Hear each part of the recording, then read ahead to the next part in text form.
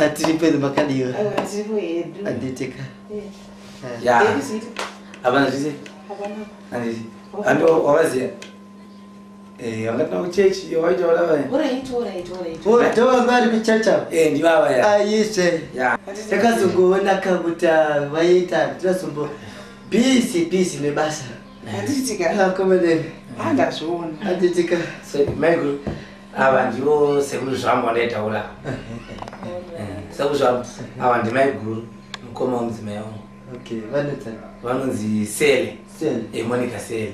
Okay. Tapade kusi. Atitika. This is the same. I'm a business really right. Antiti. A business really right since we can't find.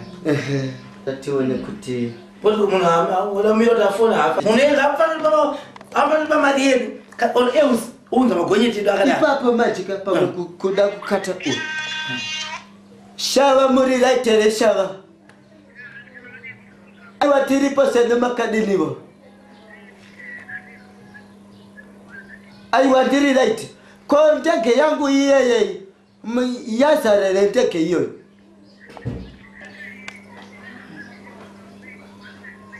Anditika because ndege yangu haifanye kusumbuka isina kusara.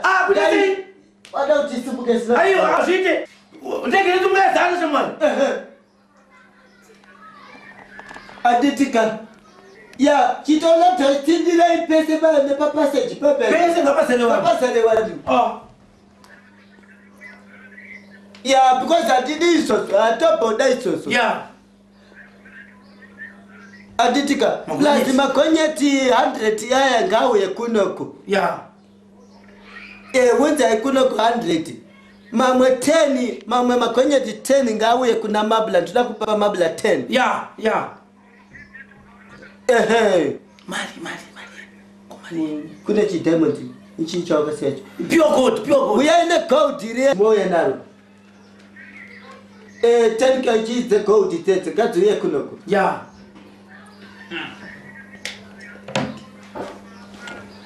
Anditika. Aiwa siri ati shawa ndokuona inaika. Ishawa wanungawa itesoso.